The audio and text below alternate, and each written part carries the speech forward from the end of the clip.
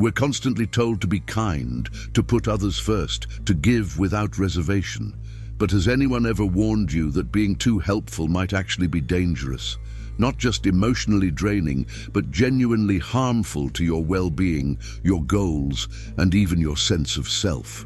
We live in a world where generosity isn't always repaid, where the kindest souls often find themselves running on empty, wondering why they feel exhausted, unappreciated, and trapped in cycles they never intended to create. Could your desire to help actually be putting your own life at risk?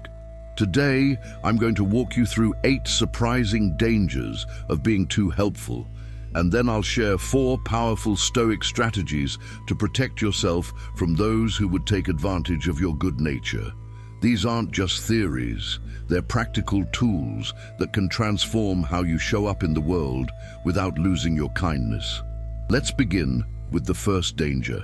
Number 1, you'll develop unrealistic expectations of others. The Stoics understood something fundamental about human nature. We must accept people as they are, not as we wish them to be.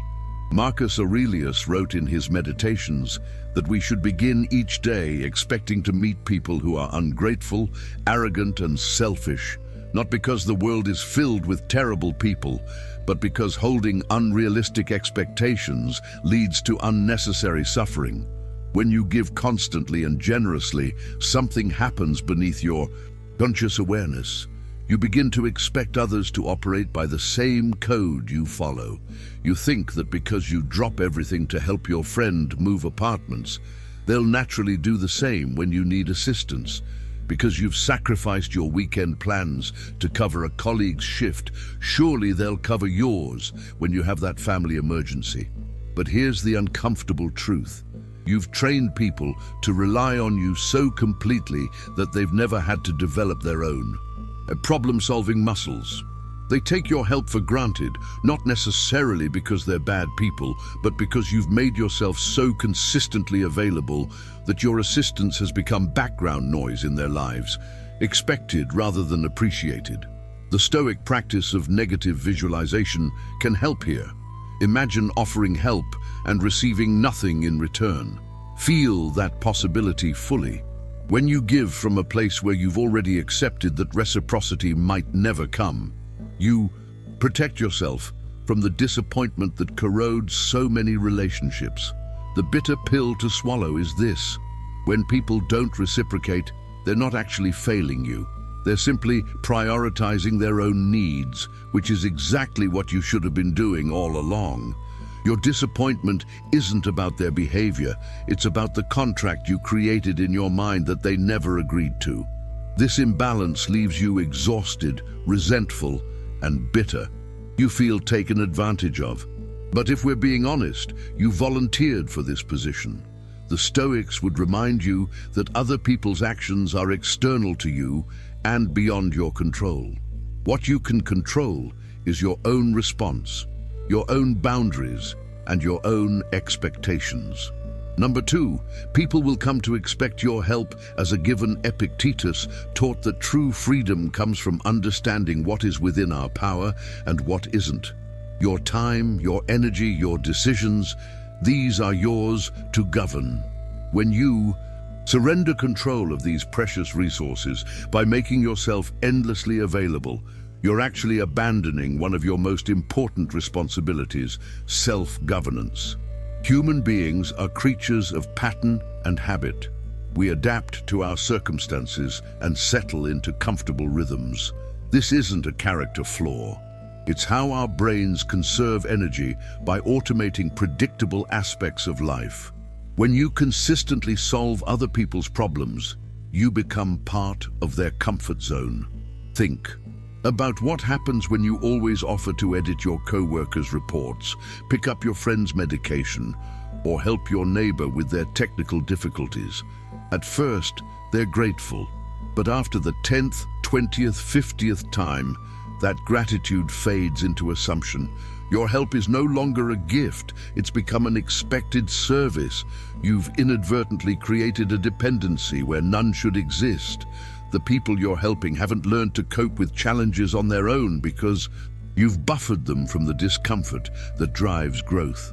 And here's the part that stings. They won't typically recognize what you've sacrificed to provide this constant support. Don't expect someone to look you in the eye and tell you to focus more on yourself. Especially, don't expect this awareness from the very people who benefit from your overgiving. They're comfortable, and human nature resists disrupting comfort. It would cost them something significant to encourage you to pull back. The Stoic principle here is clear. Establish boundaries that reflect your values and priorities. Seneca wrote that we must jealously guard our time, for it's the one resource we can never recover. Every hour spent solving someone else's problems is an hour you'll never get back to invest in your own growth, your own goals, your own peace. When you begin to reclaim your time and energy, expect resistance. People don't like it when their comfort is disrupted, but their discomfort is not your responsibility to manage. Your responsibility is to live according to reason and virtue, which means recognizing that you cannot pour from an empty cup without eventually running dry. Number 3, your own goals and dreams will be neglected. The Stoics emphasized living according to our own nature and purpose, what they called following our ruling principle or inner guide. When you perpetually subordinate your needs to everyone else's, you're not just being selfless, you might actually be running from something within yourself that you don't want to face. Ask yourself honestly, how do you feel when you're alone with nothing but your thoughts? What emotions surface when you spend a weekend by yourself with no obligations to others? If you're filling every moment of free time with helping others, what are you avoiding in your own life? For some people, constant busyness serves as an escape from uncomfortable realities.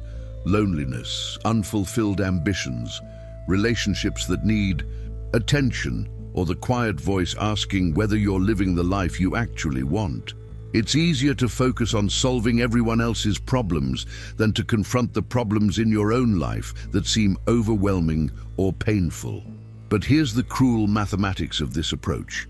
Not only do you fail to address your own challenges, but your resentment grows as you watch everyone else's needs getting met by you, while yours go ignored. The Stoics would identify this as a failure of practical wisdom. You're acting against your own rational self-interest while calling it virtue. Self-care isn't selfish. This might be the most important lesson the modern world needs to relearn. The Stoics understood that you cannot fulfill your proper role in the social order if you've neglected your own well-being. You cannot be a good friend, partner, or community member if you're running on empty, bitter, and disconnected from your own purpose. Think of it this way. You wouldn't give away your last piece of bread if it meant you'd starve. Yet people do this with their time, energy, and emotional resources every day. The principle should be the same. You must first ensure your own stability and well-being before you extend help to others. Put yourself first, not in a selfish, narcissistic way, but in the way you'd put on your own oxygen mask before helping others in an airplane emergency. Take care of your health, pursue your goals, invest in your own development, and cultivate your inner life. Only from a position of strength and abundance can you truly help others in a sustainable way. The world will survive if you spend an evening pursuing your hobby instead of helping your neighbor with their project. But you might not survive, at least not as the person you're meant to become, if you continue abandoning yourself for everyone else. Number 4, people will perceive you as weak and treat you accordingly. This is perhaps the most counterintuitive and painful consequence of excessive helpfulness. The very people you're helping may lose respect for you. Stoicism teaches us to develop inner strength and self-command. When you demonstrate that you have no boundaries, no line you won't cross, no request you'll refuse, you're not showing strength.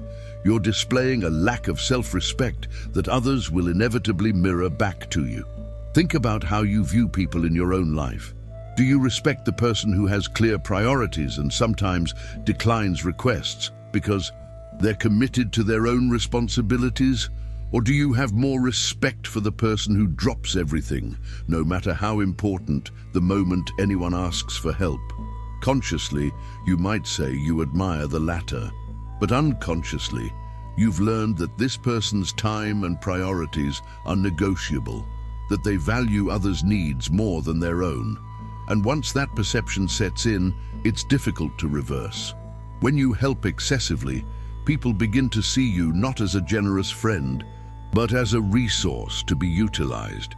You become the person they call when they need something, not when they want genuine connection. You're useful, but you're not valued for yourself. You're valued for what you provide. The moment you begin saying no, something remarkable happens. People experience cognitive dissonance. The person they thought would always be available suddenly has boundaries. And strangely, this often increases respect rather than diminishing it. You're no longer weak. You're someone who knows your own worth. The Stoics understood that respect is earned through self-respect. Epictetus taught his students that no one can make you feel inferior without your consent. When you allow yourself to be treated as someone whose time and energy have no value, you're consenting to that treatment. Change your consent and you change the dynamic. Setting boundaries isn't aggressive or mean. It's honest. It says, I value myself and my time, and I expect you to do the same. People who genuinely care about you will understand and adjust. Those who only valued you for what you could do for them will be offended and might distance themselves. Let them go. That's not a loss. It's clarity. Number 5, you'll attract takers instead of genuine friends. Stoicism teaches the importance of discernment, the ability to distinguish between what serves our growth and what drains us. When you operate as a perpetual giver with no boundaries, you send out a signal that attracts a specific type of person, the taker. There's an energy principle at work here that the ancient Stoics understood, even if they didn't use modern language to describe it. Like attracts like. The energy you put out determines the energy that flows back to you.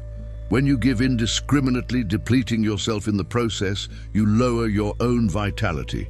You become exhausted, resentful, and operating from a place of depletion rather than abundance. This depleted energy attracts others operating from depletion, people who want to take from you because they haven't learned to generate their own resources, solve their own problems, or take responsibility for their own lives. These energy vampires can sense someone who won't say no, and they gravitate toward that person like moths to a flame. Meanwhile, the healthy, balanced individuals who could be genuine friends, people who both give and receive, who respect boundaries, who bring positive energy to relationships, don't connect with you. There's a mismatch. They're looking for mutual relationships, and you're offering a one-way street where you give and they receive. That doesn't appeal to psychologically healthy people, so they move on. You end up surrounded by people who only appear when they need something. They don't call to check how you're doing. They don't invite you to activities just for the pleasure of your company. They show up with problems, requests, and needs. And because you've trained yourself to always say, yes, the cycle continues. The Stoic solution is to practice what they called practical wisdom, or phronesis, knowing when to give, how much to give, and to whom. Not everyone deserves access to your time, energy, and resources. Some people need to be kept at arm's length for your own well-being. This isn't cruel, it's wise. Surround yourself with people who energize you rather than drain you. Seek relationships where there's reciprocity, where both parties contribute and both parties benefit. The Stoics valued quality friendships deeply, relationships based on mutual growth, virtue, and genuine care.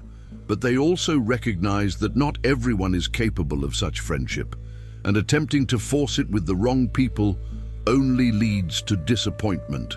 Number 6, you risk developing unhealthy coping mechanisms. The Stoics emphasize self-control and the importance of avoiding being enslaved by external needs or dependencies. When you chronically neglect your own needs while serving everyone else's, you create an internal deficit that will eventually demand to be filled, often in unhealthy ways. Human beings need balance.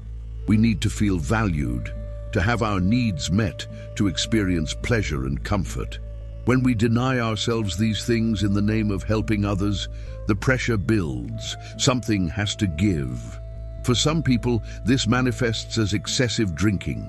After another exhausting day of solving everyone else's problems, they pour a glass of wine that becomes 2, then 3, then a bottle. It's not about enjoying wine anymore. It's about numbing the resentment and exhaustion that have nowhere else to go. For others, it's food. They restrict themselves all day, giving to everyone else, and then find themselves binge eating late at night, trying to fill the emotional void with calories because they haven't filled it with proper self-care and boundary setting. Some people turn to shopping, gambling, excessive social media scrolling, or other behaviors that provide temporary relief from the chronic stress of self-neglect. The specific addiction matters less than the pattern. You're trying to compensate for the care you're not giving yourself by seeking it in substances or behaviors that provide quick fixes but long-term damage. The most insidious part of this pattern is that you often won't recognize it in yourself. When a friend or family member who genuinely cares about you expresses concern, your first reaction will likely be defensiveness. I don't have a problem. I'm fine. You're overreacting. This defensiveness is a red flag. The Stoics taught radical honesty with oneself, the ability to see our own flaws and weaknesses clearly without self-deception.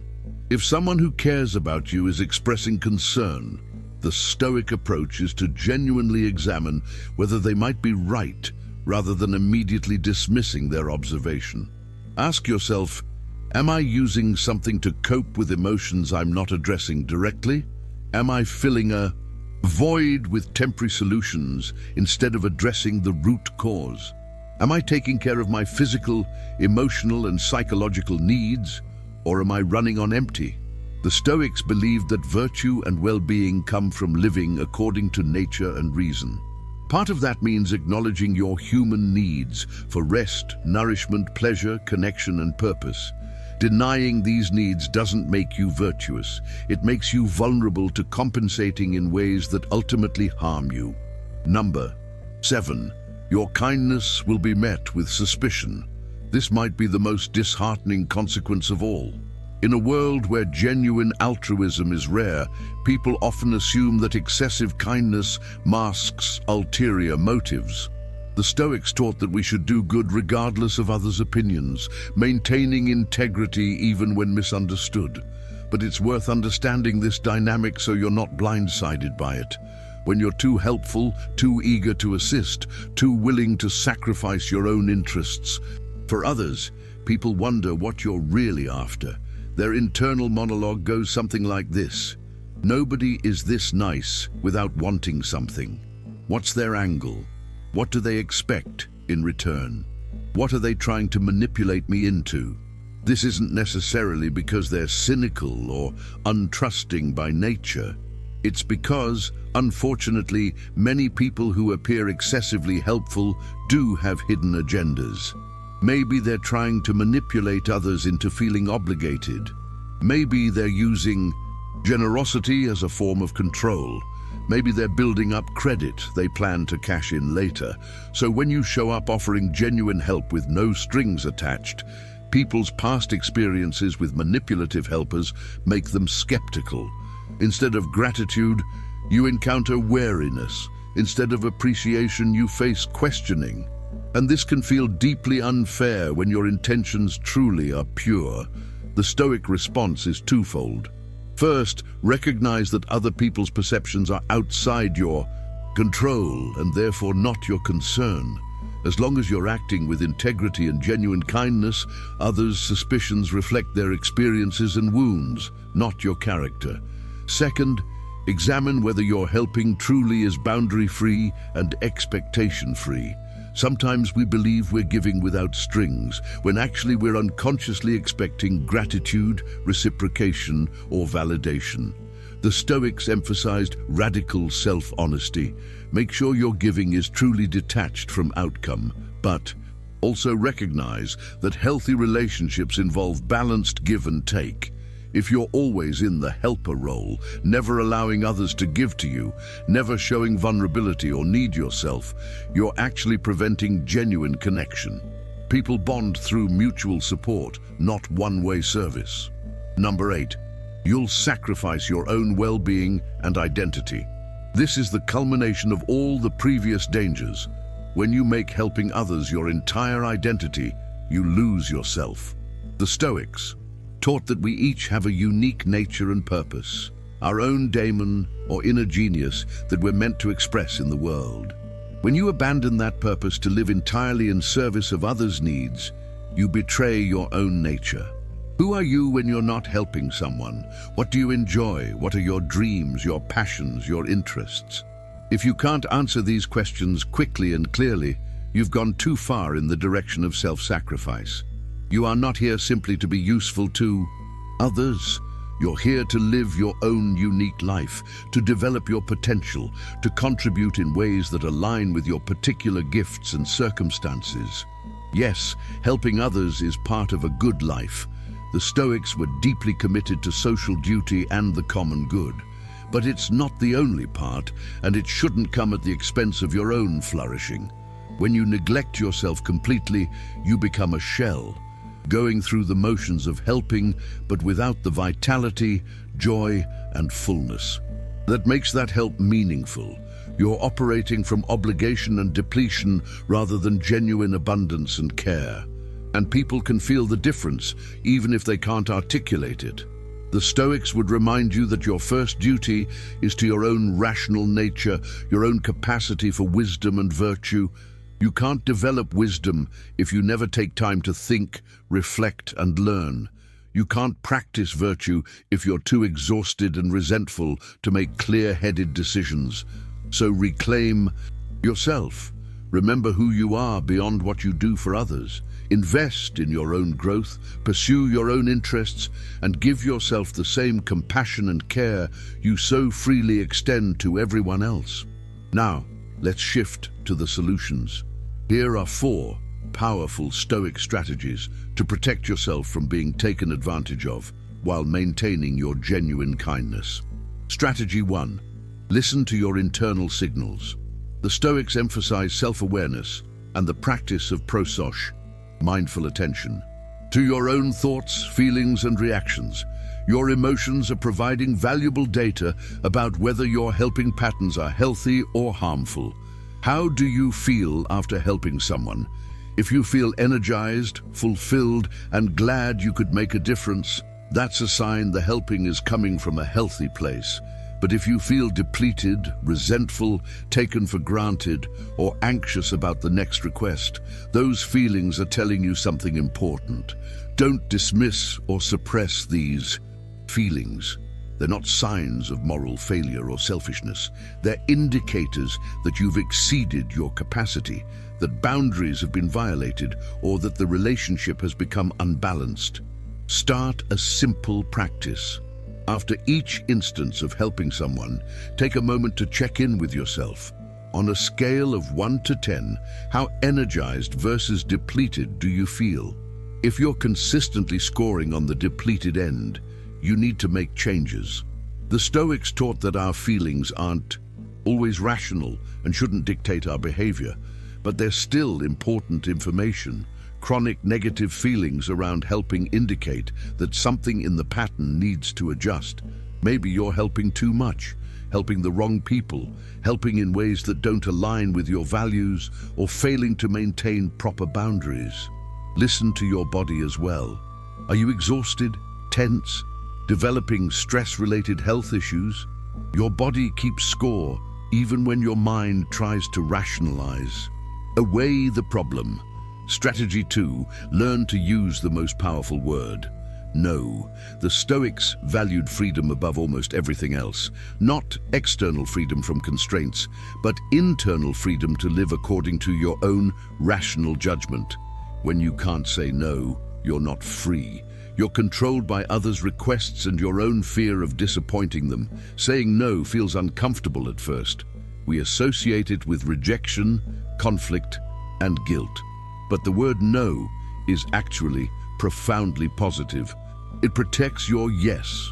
When you say no to things that drain you, deplete you, or don't align with your priorities, you're saying yes to yourself, your goals, and your well-being.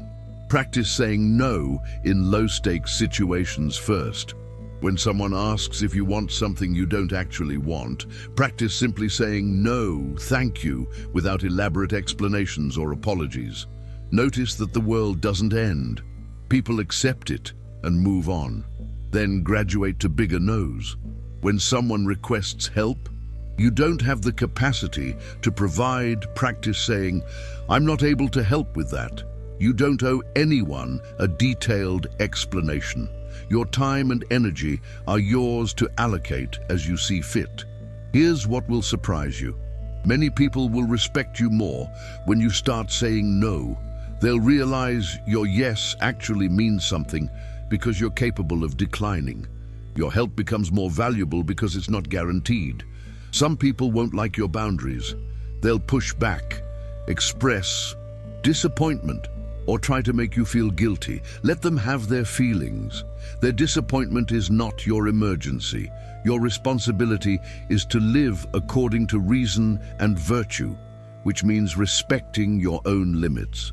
The Stoics would remind you that you're not responsible for managing other people's emotions. You're responsible for your own integrity and well-being. Sometimes those two things require disappointing others. Strategy 3. Protect your time and space. Seneca wrote extensively about the proper use of time, calling it the most precious resource we have. Yet we treat it so carelessly, giving it away to anyone who asks while hoarding trivial possessions we could easily replace. Designate specific times that are completely yours, non-negotiable periods for self-care, your own projects, rest, or whatever nourishes you. Put these in your calendar and treat them with the same respect you'd give a medical appointment or work obligation. When someone requests help, during your protected time, you have a clear answer. I'm not available then, but I could help you on Thursday afternoon if that works. You're not refusing to help. You're maintaining appropriate boundaries about when and how you help. Make your self-care time as important as any commitment to others. If you've scheduled Saturday morning for exercise and reflection, that time is taken, not available, already booked. The fact that it's booked with yourself doesn't make it less important. The Stoics practice daily routines of self-examination, study, and reflection. Marcus Aurelius wrote his meditations during moments he carved out from his duties as emperor. If the ruler of Rome could protect time for his inner work, surely you can protect time for yours. Create physical and temporal boundaries. Maybe you don't answer calls or texts after a certain hour. Maybe you have one day per week where you're not available for favors or requests except in genuine emergencies. Maybe you designate certain activities as solo pursuits where you don't bring others' problems or needs.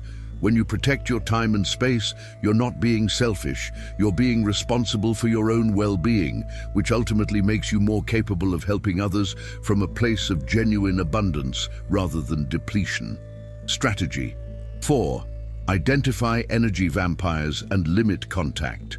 The Stoics valued practical wisdom, the ability to discern what and who contributes to your flourishing and what drains it.